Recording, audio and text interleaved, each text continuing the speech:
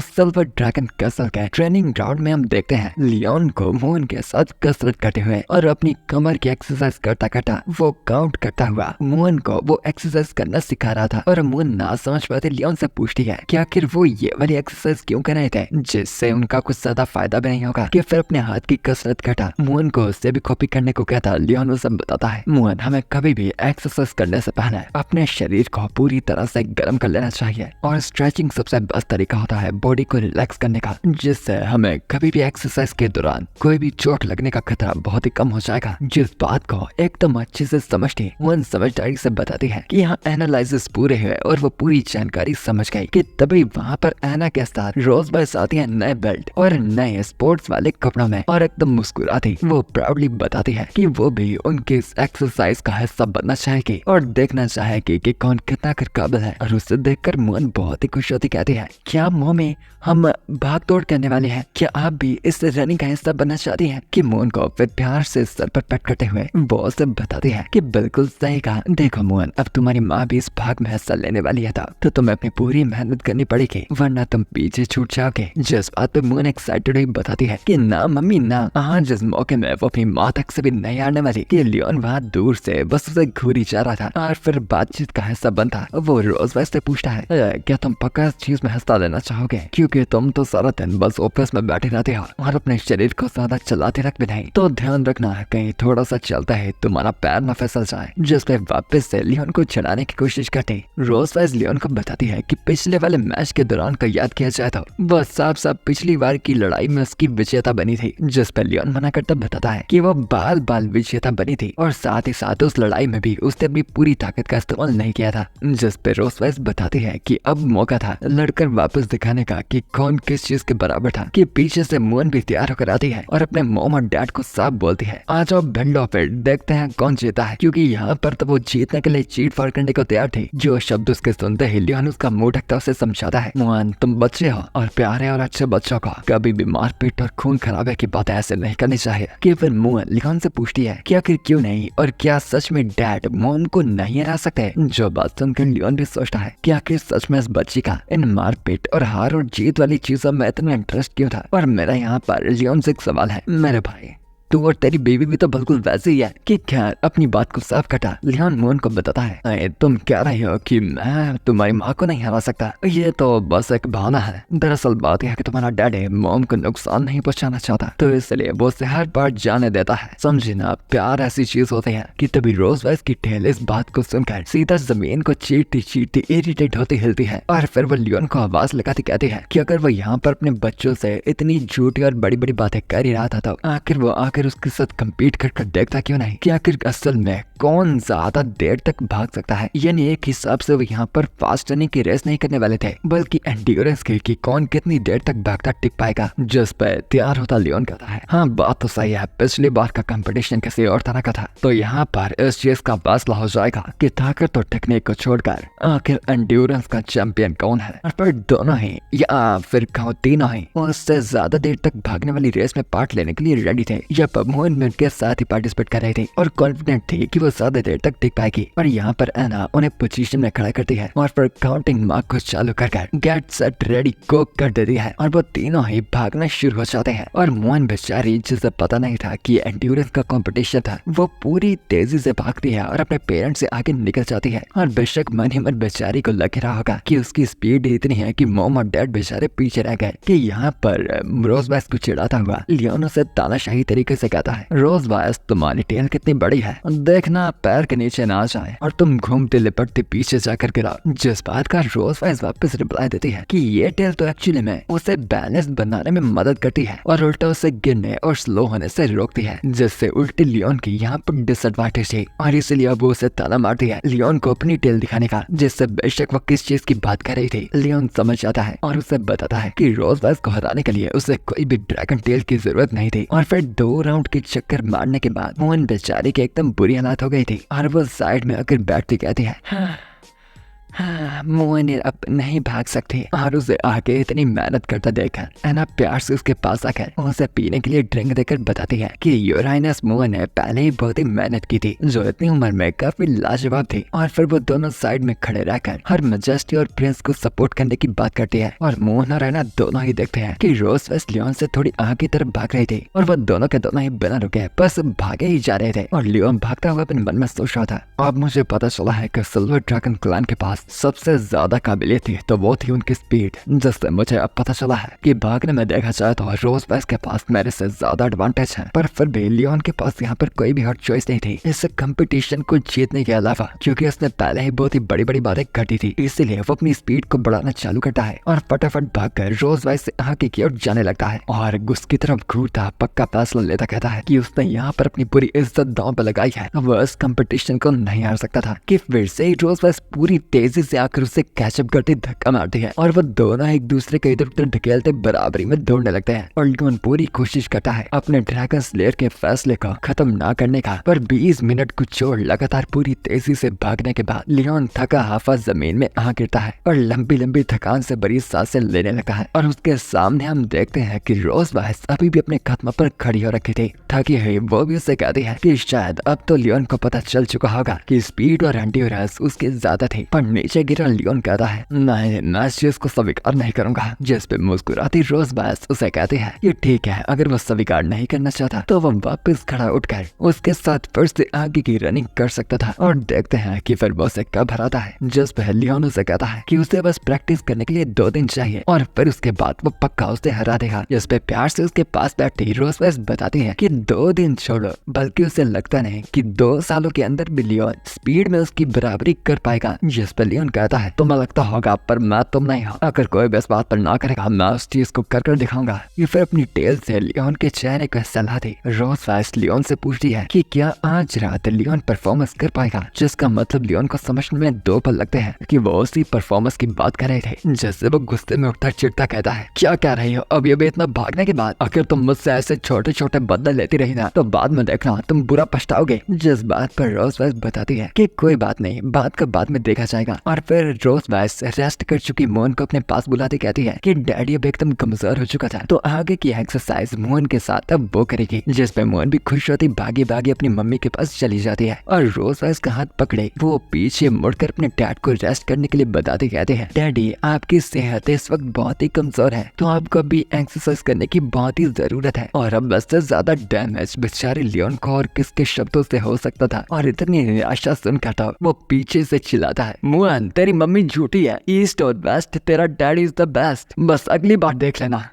और फिर रात के टाइम पर हम देखते हैं काफी स्वादिष्ट खाना बनाया गया था और मोहन अपने हाथ में चमचा पकड़े अपने डैड को खाना खिलाती उन्हें कहती है कि अपने डैड को खाना वो खिलाएगी, क्योंकि लियोन काफी थका हुआ सा लग रहा था। और आखिर इतना भागने के बाद कौन ही न थके और वो भी बस चुपचाप जैसा मोहन कहती है वैसे उसके हाथों से खाना खाता है और खाने के बाद फिर से टेबल पर लेट जाता है। और उसे ऐसे ही बेहोश होता देखकर मोहन उसकी चिंता में आ जाती है कि कहीं उसका डैडी फिर से एक बार टपक तो नहीं गया ना। यहाँ पर पास ही में बैठी रोज वेस्ट ताना मारती है लियोन को कहती है, हाँ देखो तो सही अपनी हालत का, इतना भागने के बाद ये हाल हो गया, तुम सच में काफी बूढ़े और कमजोर हो चुके हो लियोन। भविष्य में जबरदस्ती ज्यादा भागने की कोशिश मत करना। कि मोहन का खाना खाता हुआ टेबल के सहारे लेटा लियोन कहता है, हाँ यह सब कुछ कल रात के होमवर्क का कसूर है, अगर तुम मुझसे वो इतनी लेट तक नहीं करवाती था आज मैं पक्का तुम्हें रेस में हरा देता, पर तुमने मुझे पहले से पूरी रात को थका रखा था। जो बात सुन होमवर्क को याद कर रोज वेस्ट मुस्कुराते लियोन से पूछती है कि अगर ये बात सच्ची थी तो क्या लियोन कल रात का होमवर्क आज फिर से पूरा करना चाहेगा। जो बात सुनकर लियोन हक्का बक्का होकर उठ जाता है और वो बेचारा लगातार इतना भागकर पहले से ही थका हुआ था कि रोज वेस्ट उसकी हालत को फिर भी और भी बुरा करना चाहती थी। जो जानकर वो फटाफट मोहन को पकड़ता बताता है, ना ना ना आज रात मैं मोहन के साथ रुक कर उसे कहानियां सुनाऊंगा, माफ करना पर मोहन ने पहला अपॉइंटमेंट बुक कर लिया है। जिस बात से मोहन खुद अनजान लियोन से पूछती है, डैडी पर ये एग्रीमेंट कब हुआ, आपने तो बताया ही नहीं। जिस पर लियोन कहता है कि था तो नहीं पर सिचुएशन को देखकर एग्रीमेंट करना पड़ा है क्योंकि वो और कमजोर नहीं होना चाहता। जिस पे सरप्राइजिंगली रोज वाइस भी मानकर बताती है कि ठीक है, अगर ये बात है तो वो जाकर उसे कहानियां सुना सकता है, पर उन्हें याद रखना है ज्यादा देर तक ना जाकर जल्दी सोने के लिए। और ये कहकर मुस्कुराती वो वहाँ से जाने लगती है और मून खुश हो जाती है कि आज उसे फ्री में अपने डैड से किस्से कहानियां सुनने को मिलेगी, वरना उसकी मम पहले ही लियोन का ज्यादा ध्यान अपनी ओर ले जाती थी कि यहाँ पर लियोन भी पीछे चैन की सांसें लेता है कि आखिरकार वो बच गया कि यहाँ पर मूनलाइट की रात में चलती है रोज वाइस ये जानकर कि उसके पास एक व्यक्ति मौजूद था। साइड देख कर कहती है वहाँ से छुपे है व्यक्ति को बाहर आने के लिए, और फिर हम देखते हैं कि वो और कोई नहीं बल्कि शर्ली थी। याद है ना, सिल्वर ड्रैगन क्लैन की वही मेट। और वो रोज वाइस को रिपोर्ट देती बताती है हर मैजेस्टी आपको और भी जानकारी देनी है, और उसकी तरफ घूरते हुए रोज वाइस कहती है इन्वेस्टिगेशन कैसी जा रहे थे और क्या और कोई खबर का पता चला था जो काम किया। जिस पे एग्री करते हुए शर्ली बताती है कि उसे वो घर मिल चुका है जहाँ पर टाइगर लॉरेंस और उसकी वाइफ ने अपने आप को छुपा रखा था, पर उन्होंने कुछ 1 साल पहले के अंदाजे में वो लोग उस जगह से मूव आउट हो चुके हैं और एम्पायर से बाहर जा चुके हैं। और साथ ही साथ जाने से पहले उन्होंने अपनी सारी घर की जायदाद को ऑर्फनेज के नाम करवा दिया और अपने सारे ही खास मौजूद सामान को अपने नेबरहुड में इधर उधर दान कर दिया, बस एक चीज को छोड़कर। जो बात से रोज वाइस भी उत्सुक हो जाती है कि आखिर वो कौन सी ऐसी चीज हो सकती है जिसे उन्होंने छोड़ा नहीं। जिस पे शर्ली बताती है जी मुझे ये बताकर काफी अजीब तो लगेगा, पर वो एक चीज है, एक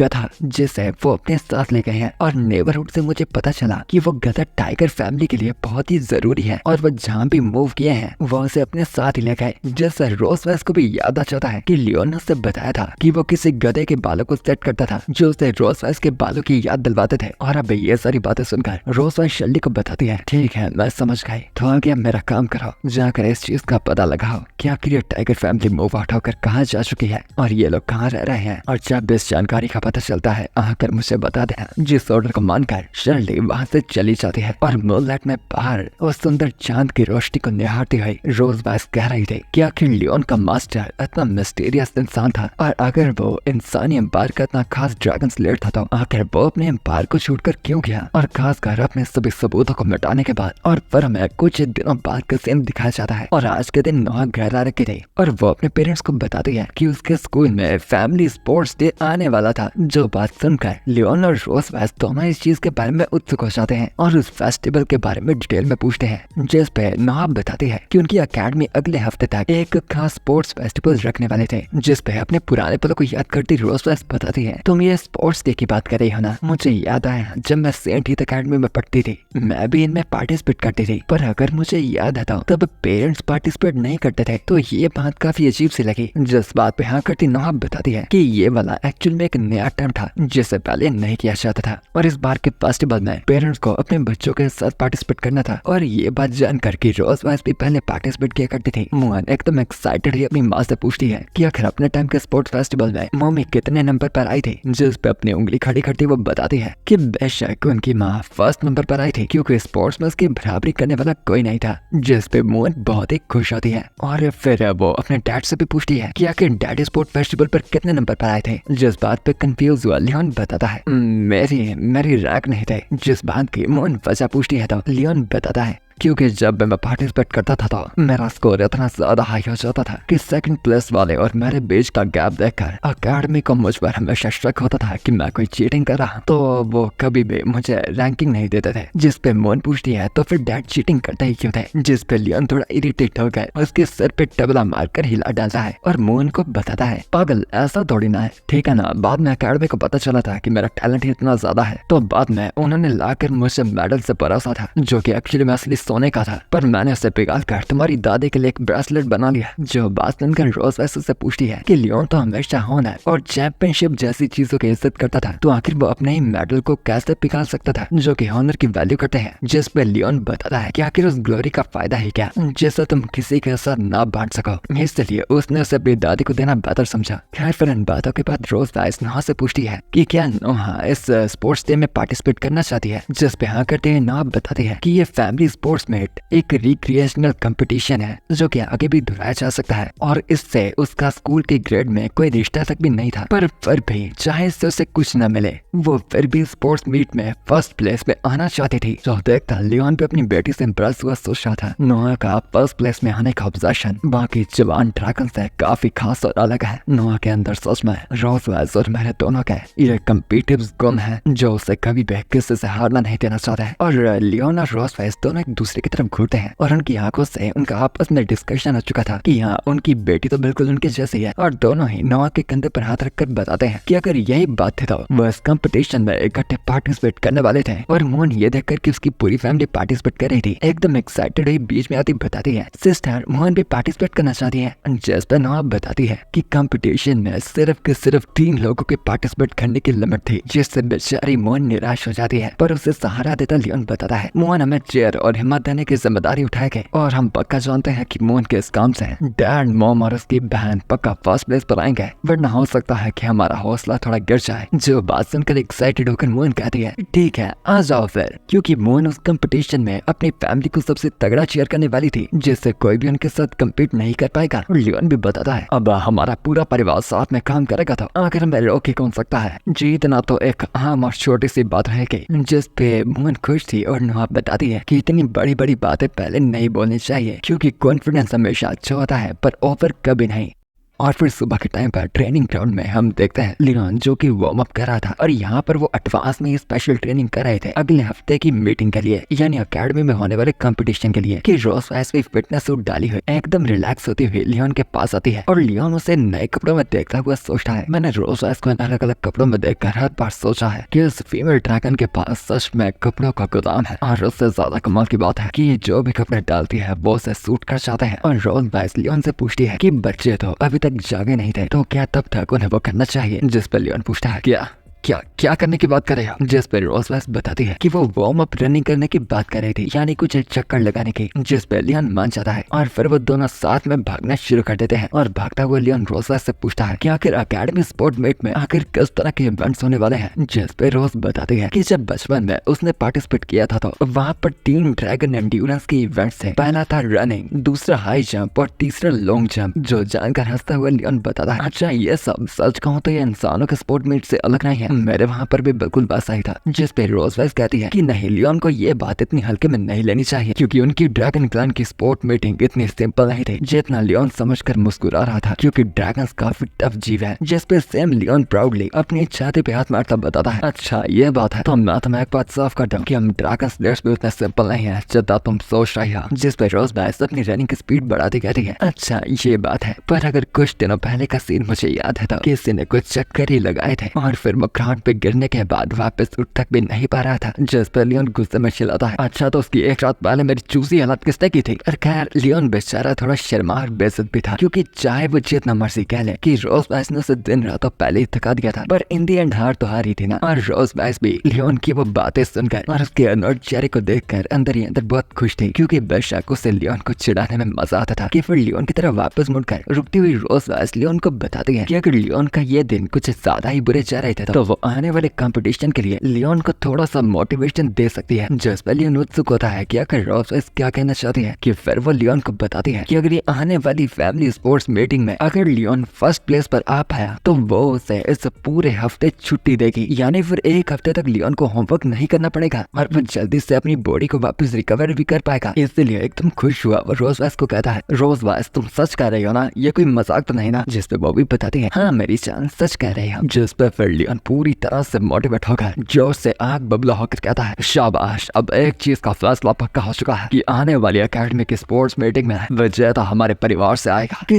तभी वो इतनी जान से भागता है कि रोजवेस तक भी हैरान हो जाती है कि अचानक से इतना बूस्ट लियोन को कहां से मिला कि वो घबरा कर थोड़ी उसकी स्पीड से पीछे हो गई थी। और उसके जाते ही वो खुशी से कहती है कि ये तरकीब तो काफी कमाल की है और इतने मोटिवेशन के साथ लियोन जल्दी ही अपनी स्पीड को इंक्रीज कर पाएगा। और फिर टाइम बाद वार्म अप खत्म हो जाता है और इतना भागने के बाद लियोन साइड पर बेंच पे बैठा हुआ था और चैन की सांसें ले रहा था कि पास में रोज वाइस आकर लियोन से पूछती है कि क्या अब लियोन की बॉडी के सारे जॉइंट्स वगैरह खुल चुके थे कि मोटिवेट उठा। लियोन कहता है मैंने अपने शरीर को चकाया ही नहीं है, बल्कि मुझे ऐसा लग रहा है कि मेरे शरीर में किसी तरह की ड्रैगन की ताकत जाग चुकी है। कि तभी रोज वाइस अपने पास ही लाई गए बैग से एक रस्सी निकालती बताती है कि इस बार का स्पोर्ट्स में फैमिली यूनिट की तरफ पर रखा जाएगा, तो इसलिए इवेंट्स में कुछ बदलाव भी आ सकते हैं और हो सकता है कि कुछ ऐसा नया इवेंट लाया गया हो जिनके बारे में उन्हें कुछ पता ही नहीं है। और फिर रस्ते को कसती हुई उसकी स्टंट को चेक करती वो बताती है कि इसलिए यहाँ पर वो बेसिक प्रैक्टिस ही नहीं करेंगे बल्कि म्यूचुअल अंडरस्टैंडिंग भी पाएंगे और जानेंगे कि एक दूसरे की बॉडी उनके साथ में कितना कर अच्छे से काम करेगी। कि रस्ते को देखता लियोन कहता है बेशर्म रोज वाइस, आखिर तुम रस्ते के साथ ही गलत हरकतें क्या कर रही हो? क्या रात को टीचर की गेम खेल कर तुम्हारा मन नहीं भरा और अब तुम अलग तरह का रोल प्ले ट्राई करना चाहती हो? जिस पे कंफ्यूज लियोन को रोज वाइस कहती है हाँ मैं नहीं जानती कि तुम्हारे मन में क्या क्या ख्याल चलते रहते हैं, पर क्या तुमने कभी भी 3 लाख रेस के बारे में नहीं सुना? और अपनी गलती को रियलाइज कर लियोन भी कहता है कि बेशक वो जानता है और उसने वो ड्रैगन स्लेयर एकेडमी में देख भी रखा है कि फिर वो रस्ते लियोन को पकड़ाती। रोज वाइस बताते हैं कि बेहतर है कि लियोन इसको जानता है और अब वो साथ में 3 लाख रेस को प्रैक्टिस करने वाले हैं, जो फिर समझ कर लियोन रोज वाइस और अपने पैर को साथ में कस कर उस रस्ते से बांध देता है और खड़े होते समय वक्त उसके साथ अपना पूरा पैर चिपका कर लियोन कह रहा था कि खड़े होते हुए इतना ज्यादा साथ चिपक काफी अजीब सा लग रहा था कि फिर वो कहता है कि चलो फिर प्रैक्टिस को शुरू किया जाए। कि फिर जब वो चलने ही लगता है तो रोज वाइस अभी भी जमी खड़ी थी जिससे लियोन आगे नहीं बढ़ पाता और फिर पीछे मुड़कर वो कहता है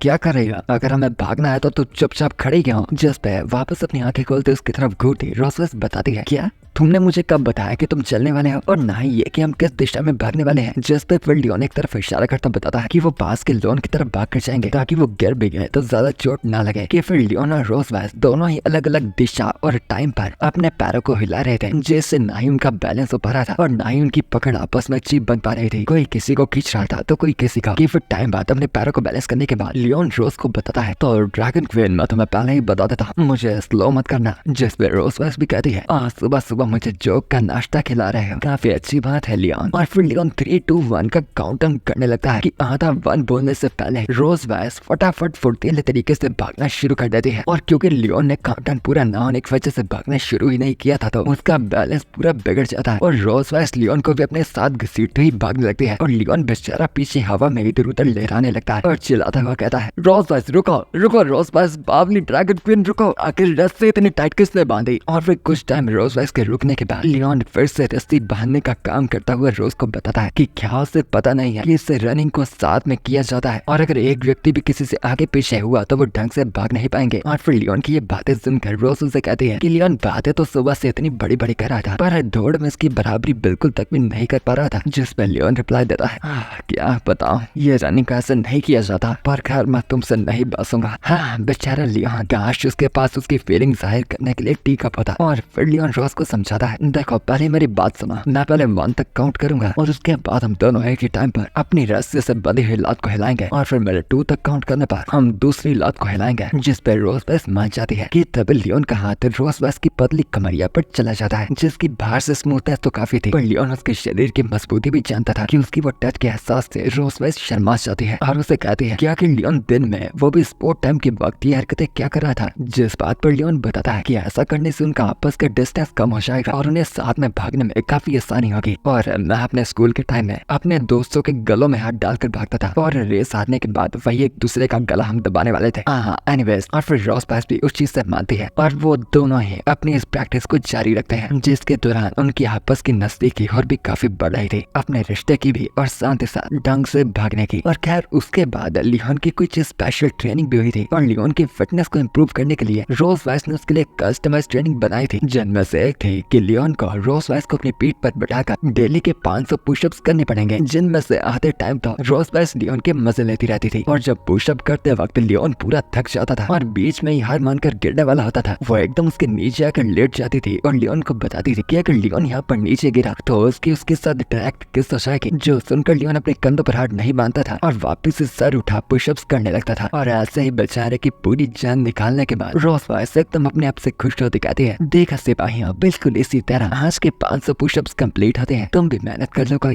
तक मुझे ठरकियों की तरह घोरी जाओगे। जी, रोज वाइस ने बिल्कुल यही कहा था। और फिर वैसा ही टाइम बीता है और सेंट हीथ एकेडमी में फैमिली स्पोर्ट मीट का टाइम आ जाता है और शेड्यूल के मुताबिक हम स्कूल में देखते हैं बहुत ही बड़ा मैदान तैयार किया गया था और ऑडियंस में एकदम भीड़ भड़का था। और क्योंकि सेंट हीथ एकेडमी बहुत ही जानी मानी और बड़ी थी तो वहाँ पर फैमिलीज की बहुत ही भीड़ थी। और यहाँ पर प्रिंसिपल को हम देखते हैं जो सभी को बताता है आज सेंट हीथ एकेडमी का पहला फैमिली स्पोर्ट्स मीट शुरू किया जाएगा। और यहाँ पर रोज वेस्ली उनकी फैमिली से हम ऑडियंस में एना और मोहन को देखते हैं और दोनों ने अपने हाथ में चीयरिंग वाले फ्लावर्स डाल रखे थे और मोहन एकदम एक्साइटेड हुई चीयर कर रही थी अपने मॉम डैड को और साथ ही अपनी बहन नोहा को इस कंपटीशन में पूरी जान लगाने के लिए। और यहाँ पर माहौल को गर्म ताजा करने के लिए एक बहुत ही सुंदर फीमेल ड्रैगन हाउस थी जो सभी को बताती है कि वो थे उन सभी की जाने माने आज के स्पोर्ट्स मीट की कमेंटर पाइनएप्पल जो कि आज की गेम की सारी सिचुएशन उनको रिपोर्ट कर सुनाएगी। और कंपटीशन का पहला राउंड था रिले रेस जिसमें हर एक फैमिली से 3 पार्टिसिपेंट्स आएंगे जिसमें स्टूडेंट इंक्लूडेड होगा। और वही ग्राउंड में हम देखते हैं बाकी फैमिलीज के झुंड में ही खड़े हुए रोज वाइस लियोन और नोहा को। और नोहा रनिंग के लिए वार्म अप कर रही थी। और फिर बताया जाता है कि टोटल डिस्टेंस 3000 मीटर का होगा जिसमें हर एक व्यक्ति को 1000 मीटर की दूरी पर भागकर अपने आगे वाले पार्टनर पर जीतना छोड़ना पड़ेगा और सबसे शॉर्ट टाइम में क्रॉस करने वाली फैमिली इस चीज को जीत जाएगी। और यहाँ पर लियोन की फैमिली की कंपटीशन में हम एक और फैमिली को देखते हैं जो कि अपने आप में काफी कॉन्फिडेंट लग रही थी। और फिर माइक पकड़ा एक आदमी आकर बताता है कि वो नंबर्स को डिस्ट्रीब्यूट करने वाले थे और हर एक रनर जिसे उसका नंबर मिल जाएगा वो उसके अकॉर्डिंग स्टार्टिंग पॉइंट्स पर खड़ा होगा। और फिर नोहा नंबर्स लेकर आती है तो बताती है कि मॉम की बारी फर्स्ट आई थी और फिर उसकी भागने की बारी सेकंड आई थी जिसमें रोज खुशी खुशी मानती है कि यहाँ पर लियोन भी अपना नंबर लेने आता है। और शर्माती हुई नोहा लियोन को डैड कहती बताती है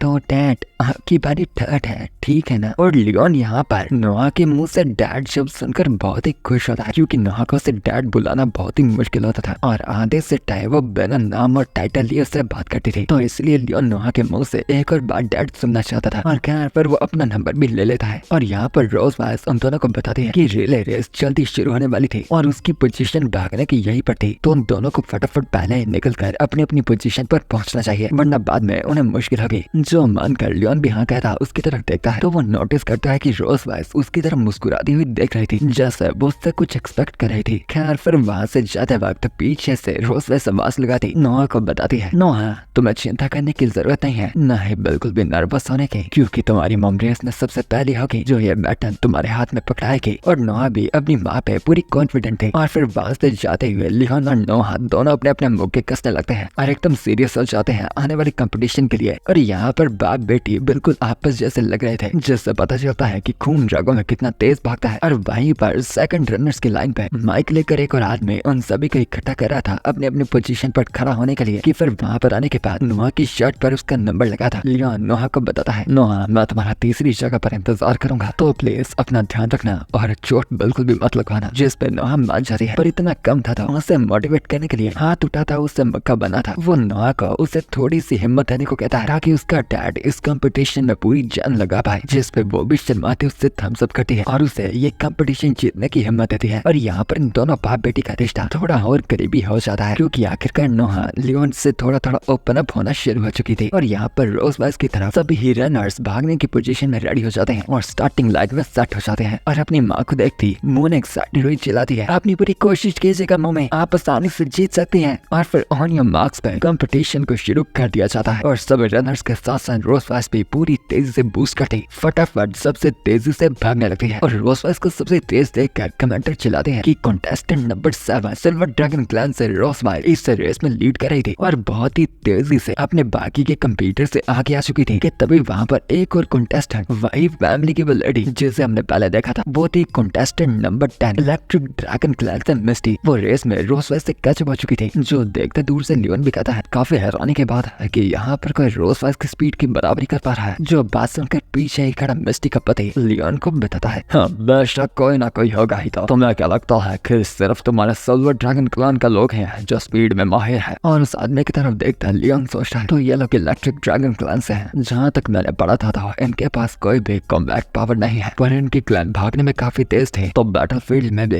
ये लोग चुपके से हमला करते थे कि तभी वहाँ स्क्रीन पर दिखाया जाता है कि मिस्टी रोज वाइस को पार कर जाती है पूरी एक तो बॉडी के लेंथ से और उसकी स्पीड और भी तेज होती जा रही थी। और यहाँ पर commenter Mellon family sport meet के चेयरमैन डनकन से पूछती है कि एक सिल्वर ड्रैगन क्लैन से थी तो दूसरी इलेक्ट्रिक ड्रैगन क्लैन से और इन दोनों ही क्लैंस के पास स्पीड की एडवांटेज थी। तो आखिर डनकन को क्या लगता था कि कौन इस कंपटीशन में फर्स्ट आएगा, जिस पे डनकन बताता है कि आखिरी पल तक कोई भी फैसला पक्का नहीं था कि यहाँ पर वो आदमी लियोन को बता रहा था हाँ आज आकर यहाँ तो सिर्फ एंटरटेनमेंट कंपटीशन है, पर फिर भी इससे पता चलता है कि ड्रैगन की क्लास में कितना बड़ा गैप है। मेरी वाइफ स्पीड में सच में कितना ज्यादा लीड कर रही है। जैसा देखकर साफ साफ पता चलता है कि कौन जीतेगा। जो सुनता लियोन कहता है हाँ भाई हाँ तेरी बीवी कमाल की है, मान क्या है। जिस पे वो आदमी एकदम खुश हुआ हंसता बताता है हाँ बिल्कुल सही कहा, मेरी बीवी सबसे कमाल की है। जिस पे लियोन उसे रोकता है और डनकन को समझ नहीं आता कि लियोन बीच में पोस्ट क्यों मारा, और उसे थोड़ी सी उसकी कॉन्फिडेंस में कुछ तो गलत सी फीलिंग आ रही थी कि लियोन फिर डनकन को बताता है देख मेरे भाई मैं मानता हूँ तेरी बीवी कमाल की है, पर एक गलत फहमी हटा दे क्योंकि वह सबसे कमाल की नहीं है, क्योंकि मेरी वादी है उससे भी काफी गुना ऊपर है। और तभी हम देखते हैं रोज वैसे जाने की हैवी स्टेप लाइटनिंग स्पीड से मिस्टी को पार कर जाती है और मिस्टी एकदम हैरान हुई सोचती है कि आखिर रोज फेस्ट तो पहले उससे पूरा पीछे धीरे धीरे भाग रही थी, तो आखिर जगते भी उसके कदमों में इतनी एक्सप्लोसिव पावर कैसे आई कि उसने कुछ ही पल में उनके बीच का गैप खत्म कर दिया। जिस पर मुस्कुराते पीछे देखती रोज फेस्ट मूर्ति बताती है कि मिस्टी को उसने जानबूझकर इतनी देर तक सबसे आगे भागने दिया क्योंकि सबसे आगे व्यक्ति पर विंड रेजिस्टेंस सबसे ज्यादा लगता है, जिससे सबसे आगे वाला जल्दी थक भी जाता है। तो तेजी हमेशा आखिरी पल में दिखाई जाए तो ज्यादा बेहतर रहता है, वरना तुम पहले ही तेज होने के चक्कर में थक जाओगे। और क्योंकि मिस्टी पहले ही अपनी पूरी स्पीड से भाग रही थी तो इसलिए अब वो रोज वाइस से कैचअप नहीं कर पा रही थी। और कमेंटर चिल्लाते हैं कि कंटेस्टेंट नंबर 7 रोज वाइस ने अपने ओपोनेंट की बॉडी का इस्तेमाल किया विंड रेजिस्टेंस को कम करने के लिए और आखिरी पल तक अपनी एनर्जी को बचाए रखा और आखिरी 100 मीटर्स में वो पूरी तेजी से आगे बढ़ी। और बेशक रोज वाइस सबसे पहले थी जिसने वो बैटन नोहा को पकड़ाया था और नोहा भी उस बैटन को पकड़कर फटाफट भागने लगती है और कुछ ही पल में मिस्टी भी आकर अपने बेटे को वो बैटन पकड़ा देती है जिसका नाम डीन था और वो अब नोहा से रेस कर रहा था कि तभी वो तीसरी जगह पर लियोन की तरफ देखती है तो वह पाती है कि लियोन ऑलरेडी उसकी तरफ देखता थम्स अप कर खड़ा था, जो कि वेल्टन का इशारा था कि रोज वाइस ने काफी बढ़िया काम किया। और वो भी लियोन की तरफ इशारा करती बताती है कि अब बाकी जीतने का काम लियोन के ऊपर था। और सेकंड रनर्स ने तो भागना शुरू कर दिया था कि पीछे बाकी ड्रैगन्स भी भागते हुए आते हैं और रोज वाइस के पीछे खड़ी एक ड्रैगन थकी हुई कहती है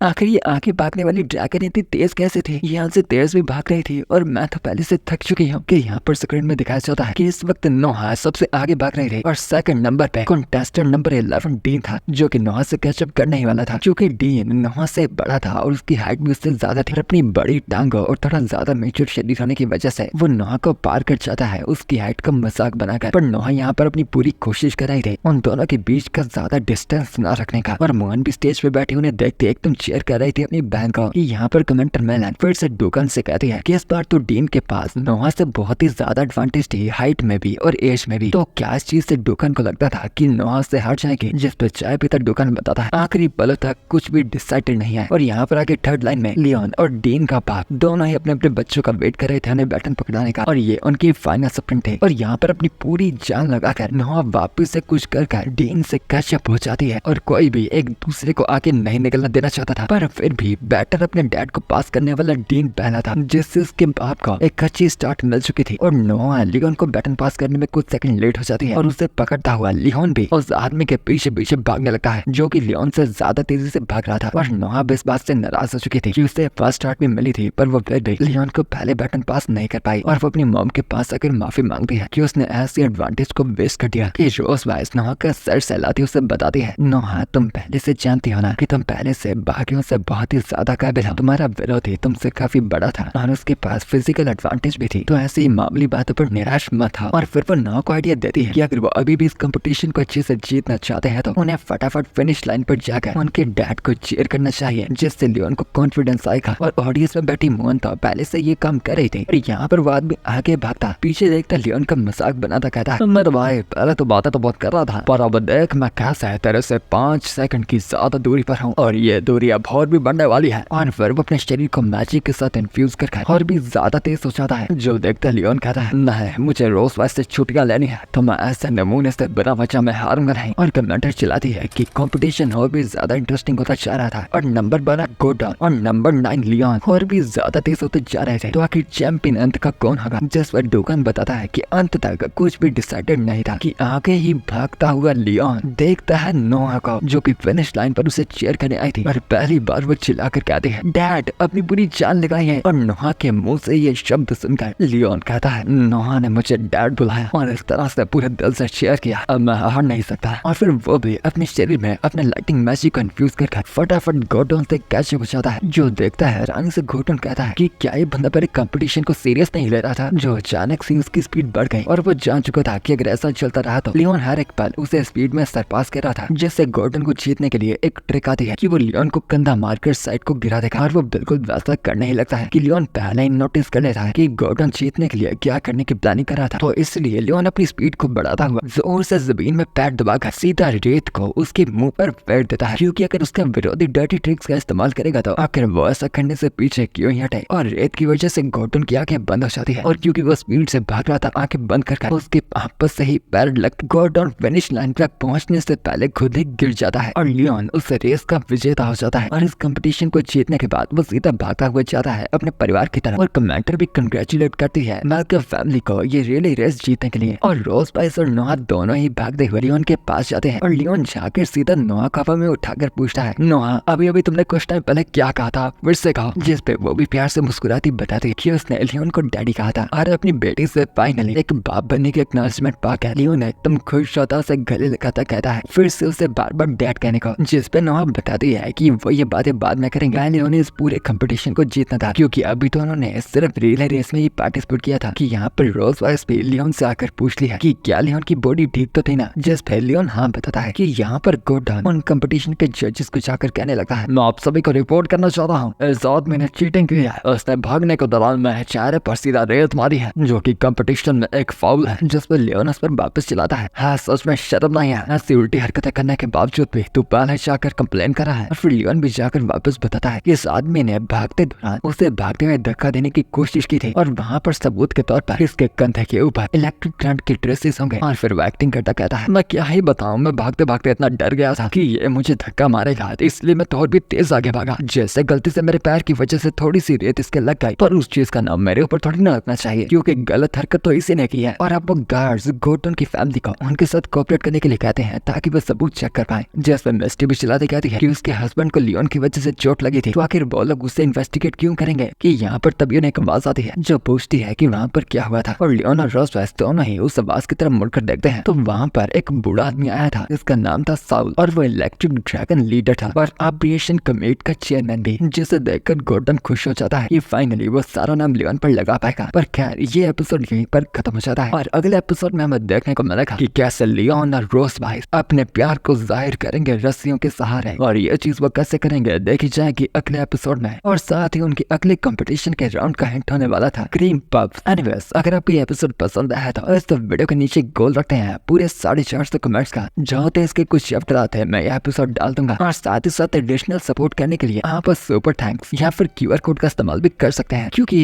इसमें कोई लिमिट नहीं होती। खैर एनीवेज मैं आपसे मिलता हूँ अगली बार अगली वीडियो के साथ। So for now bye goodbye सायोनारा जाना।